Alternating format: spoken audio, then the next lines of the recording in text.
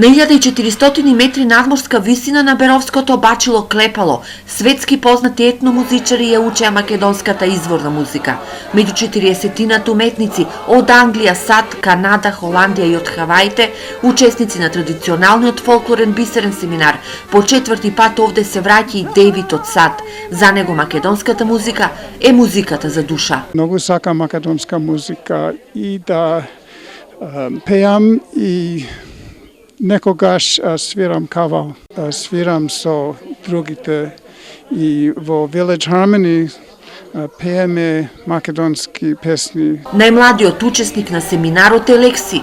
Таа е прв пат во Македонија. Овде е преубаво, прекрасна природа, мал град, прекрасна шума. Сето тоа е волшебно.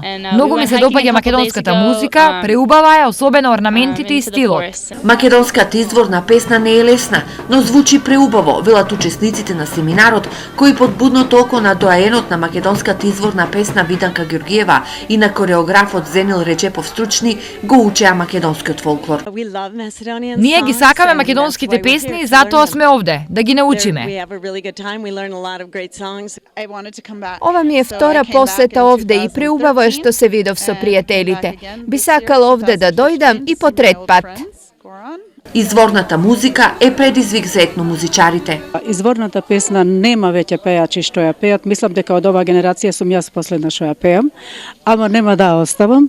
Ниту таме не ќе ме остане, ниту јас ќе ја оставам, бидејќи има интересанти од надвор. Значи, од цел свет ја сакаат нашава на изворна музика. Бисерниот семинар на фолклорот, чија цел е промоција на изворниот фолклор во светот, се одржува по 10-ти пат во Малешевијата. Претежно се повеќето од нив целиот живот го посветуваат на балканската музика, а посебно на македонската.